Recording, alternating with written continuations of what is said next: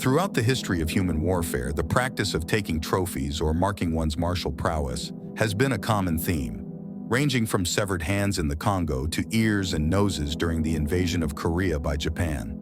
However, one form of trophy holds a particularly disturbing significance: scalping. Scalping involves the removal of a person's hair and scalp, often achieved through brutal methods such as cuts and brute force. In this video, we will delve into the history of scalping, explore how it was carried out, and learn about the individuals fortunate enough to survive such a traumatic experience. To understand scalping, it's important to grasp its basic concept: the removal of skin and hair from the top of a person's head. Typically, scalps were taken from the dead or dying after a battle, serving as proof of a kill or a tally of the dead. There were generally two methods of scalping. One involved pulling the hair tightly to lift the skin, which was then cut away, leaving a coin-sized piece of flesh and a bundle of hair. The other method involved making cuts around the head and down the neck, then pulling the scalp free with brute force, often while the victim was still alive.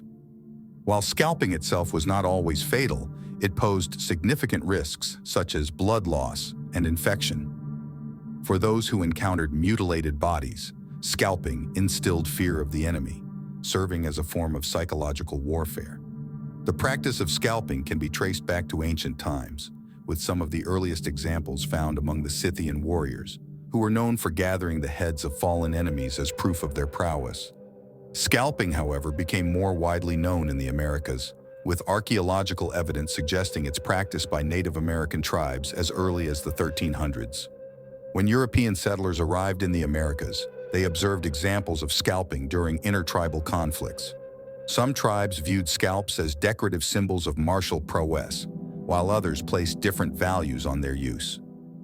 The European settlers soon began offering bounties for the scalps of Native American tribes with whom they were in conflict, leading to the monetization of scalping.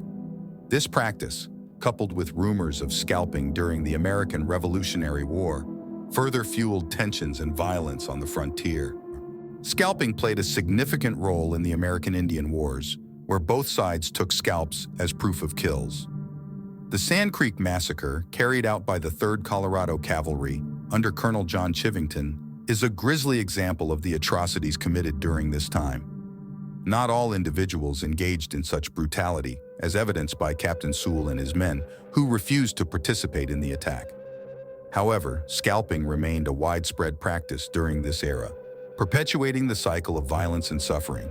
Despite the widespread use of scalping, there were instances of survival.